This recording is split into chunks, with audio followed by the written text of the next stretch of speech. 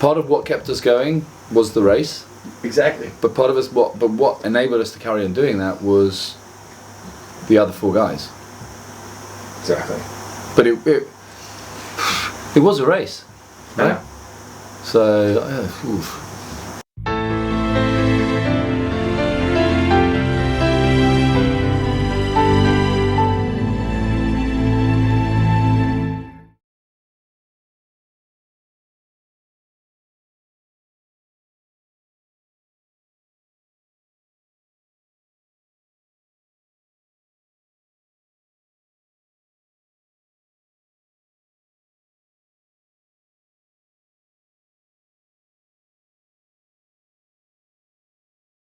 I started the NOMAN as an island Barcelona to Ibiza race. It came about during a conversation about different ways which we could communicate this very powerful message and very important message about how to raise awareness surrounding HPV. I got involved in the project around December, January time. He spoke to me with passion about how he lost his mother and what the charity was trying to do, and the research. HPV and anal cancer is the money they're trying to put forward to enable men to have the vaccine just as women. There's the challenge, so that's the bit that first hooked me. There's the cause, which is obviously HPV, and that was something unknown to me at the beginning, but it's impossible to be around Tristan without becoming quite passionate about it as he is, and it's amazing how little I really knew about it considering how much I think I know about it now. Tristan and I have known each other for a number of years through work, and towards the end of last year there was a discussion around a concept for some kind of event to boost the profile of the charity. I've known Tris for many years. We've spoken about his charity many times, and he asked me to row for this race, and I said yes. I got involved because I knew some of the guys in the gym downstairs at work who are friends of Tristan and told us about the cause, which was something which I feel very excited about.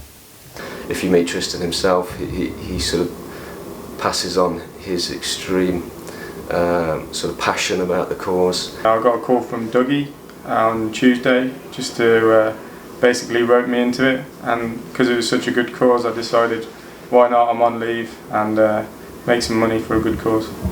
So pulling on board Chris Martin, who's been outstanding, just a brilliant guy to work with. We started working on the organisation of the event together, and then I sort of had a moment one night where I suddenly thought, I don't want to be on a support boat, I want to be rowing, I want to have a go at this event. We've had this incredible support team aid us with everything we could possibly think about, any question that we have regarding whatever it might be, from how to read a chart, how to figure out local currents, how to, these guys are incredible. You go and find a dad or a mum who's got a boy, and you explain that they're not being vaccinated in England, and just getting that message out and changing that one thing will be an enormous achievement. NOMAN. NOMAN. NOMAN. NOMAN. NOMAN. NOMAN Is an island. Is an island. NOMAN is an island. Is an island. Is an island. Is an island. NOMAN is an island. NOMAN is an island.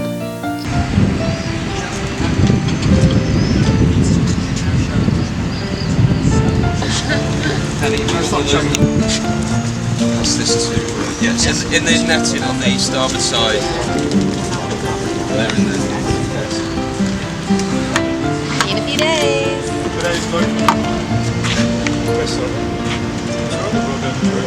Square.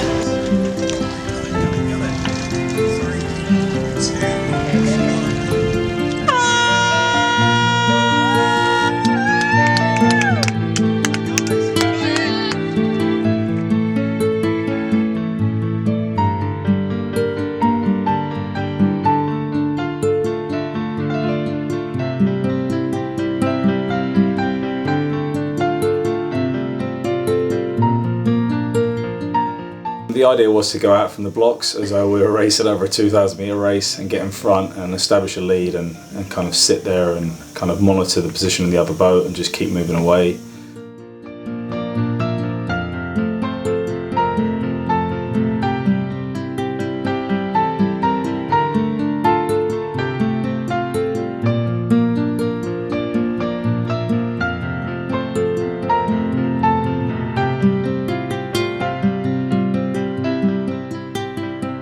we're just into the second day now by about half an hour. When we woke up this morning at about 8 o'clock, there was 1.5 miles between the two boats, and now, as you'll see shortly, we're pretty much neck and neck. We went off the blocks and we got that massive lead, and it was like, yes, you know, we're out in front, we can really enjoy it and just keep moving away. And then I went in the cabin to have my rest, and then came out pretty much 2 hours later, and then Isabel were back beside us, and I was literally like, what has happened? No, why wasn't I notified they were catching us? And we were neck and neck with the other boat, and we rode through the night, and we're chasing them and chasing them and chasing them, just couldn't work out why they were faster than us, just couldn't work it out. So all night we could just see this little dot, and we knew it was them, and we just can't close the gap. And then in the morning we closed it, and the sea was flat, and we're absolutely gunning it. And then 2 hours later we just hit a brick wall.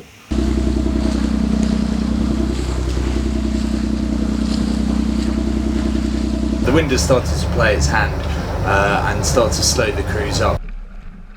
They're really struggling to make progress towards Ibiza.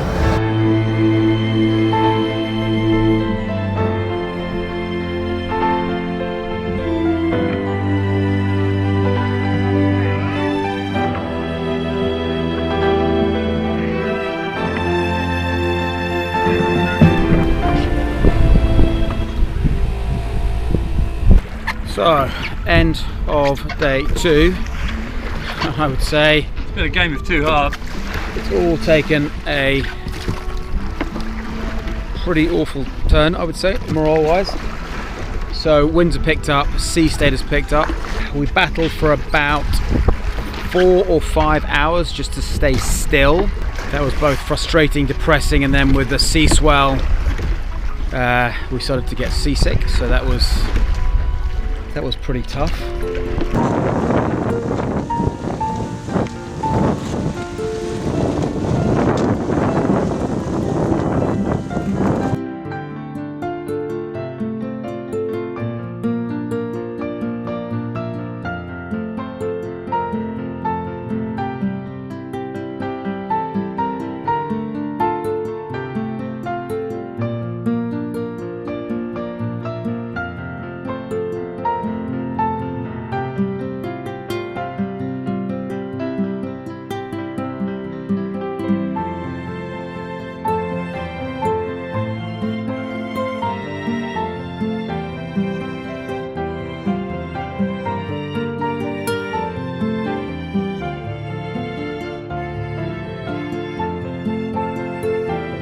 So we are day 3, so it's Wednesday.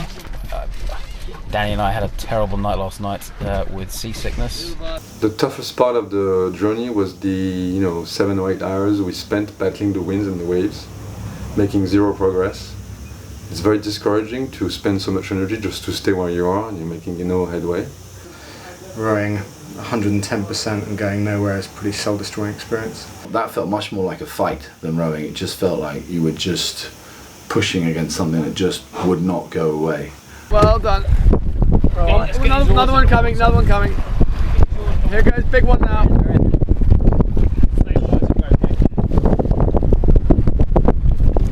Happy with the heading? You guys are doing brilliantly. Okay, you got a big up and then a down coming here.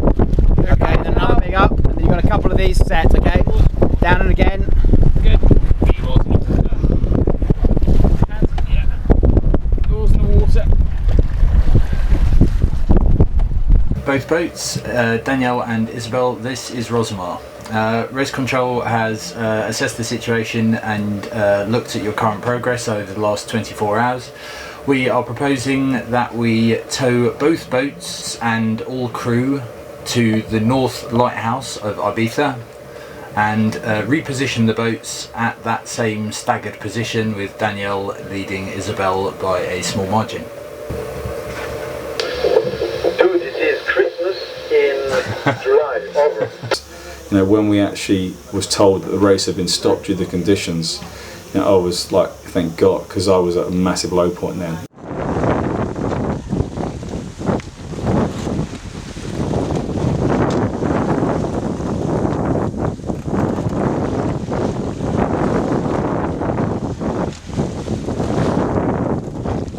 I guess the bond that I feel with the other guys on my boat and Isabel is very, very strong. It was funny that on the day that we, when it all became obvious that we needed to just get a bit of a lift for a while, when we all fell asleep on the, I'm sure you saw, when we fell asleep on the support vehicle, Isabel were all pretty much still very close together, and yeah, the bonding from the boys and what everybody did for each other on the boat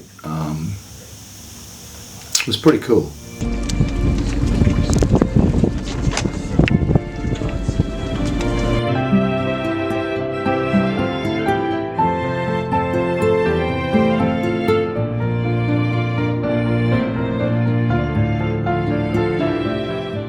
Just about 1.8 nautical miles from the finish line. It's been a long journey.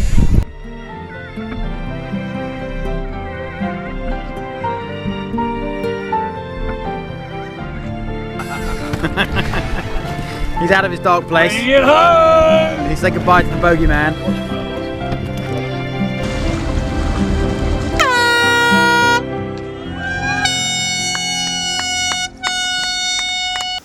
The last leg of the race was the most joyful of the whole experience. We had a great time, and we were so happy to see that people had been waiting for us, and that you know, it was a great feeling when we got on the pontoon and we started spraying champagne. I think the achievement is more for the cause that we're supporting, more than our personal achievements. It's, you know, the thought that you might be assisting someone in a worse situation is pretty powerful. I think, I can't remember who said it, but they prefaced it with, like, at the end of this, guys, either we're never going to want to see each other again, or we're going to be friends for life, and it's definitely the latter. On reflection, I think the fact that we faced that kind of adversity whilst we were out there has only added to the experience, and I can say that now that I'm back on dry land and look back fondly, but at the time it was obviously pretty miserable. It's not racing internationally. This is a challenge to raise awareness, but also for us to embark on a challenge ourselves and push ourselves to the limit of being exhausted mentally, physically and emotionally. I'm glad I was part of this unique kind of journey we all did together, and to be part of it, it's been a lot of fun, and I said I hope we can, everybody can be friends for life now for what we've just gone through.